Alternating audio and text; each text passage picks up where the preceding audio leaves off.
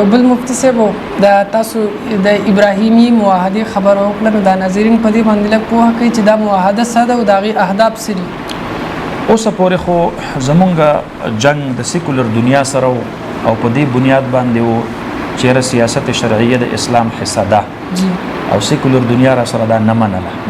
اوس یو نوې فتنه د ډونلډ ټرمپ په وړاندې صدارت کې دنیا ته یو نوې فلسفه پیش شوې ده.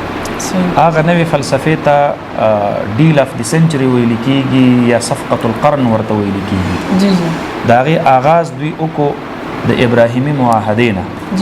ابراهیمي معاهده دا ده چې فلسطین کې کوم اړې ګړې روان دی هغه ختمولو دپاره په دنیا کې یو تأثر پیدا کول دی چې یهودیت یا مسیحیت دا د اسلام په ضد نه دی. یهودیت هم حق مذهب دی، مسیحیت هم حق مذهب دی، اسلام هم حق مذهب دی، بلکې هندومت هم حق مذهب دی.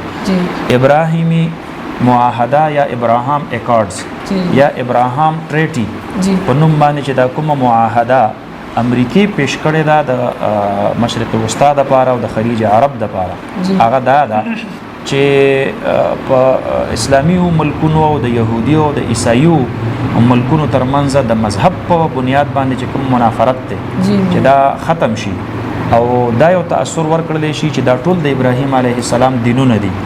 یعنی یهودیت هم حق دین دی، مسیحیت هم حق دین دی، اسلام هم حق دین دی او هندومت چې کوم دی نو دا هم حق دین دی.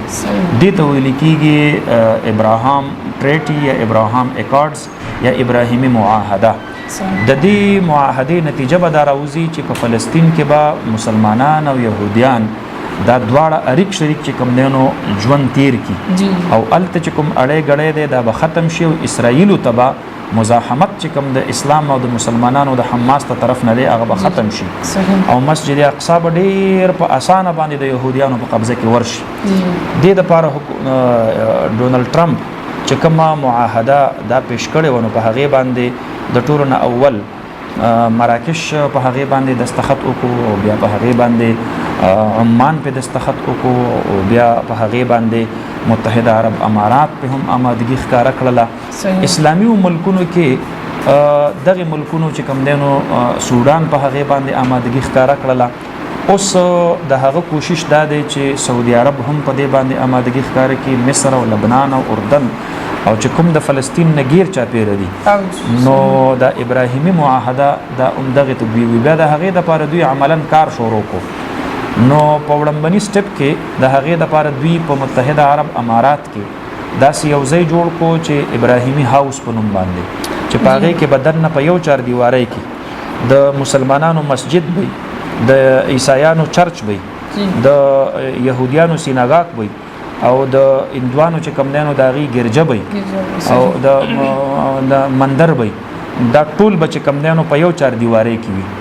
اوس چې کوم په سعودي عرب کې نیوم سټي جوړیږي هغه نیوم سټي کې به هم دا ټول مذهبي ځایونه په یوه چاردیوارۍ کې دننه وي. نو په یو ځای کې به الله ته سجده وي، په بل ځای کې به بت ته سجده وي، په بل ځای کې به چې کوم دی نو د عیسایانو عبادت وي، په بل ځای کې به د یهودیانو عبادت وي په یو چاردیوارۍ کې. دا بالکل سیم هغه کوم دین اکبري جوړ شوی د اکبر بادشاه په وخت کې چې د ټولو دینونو د هغې په اشتراک سره یو اچار جوړ کړی او هغې ته به دین اکبري وي. نو ظاهره خبره ده چې دا د مسلمانانو دپاره د روان وخت یو ډېر لوی چیلنج دی. دا څنګه کېدلی شي چې په یو چاردیوارۍ کې الله ته سجده کول هم حق وي او بت ته سجده کول هم حق وي؟ دا نشي کېدلی.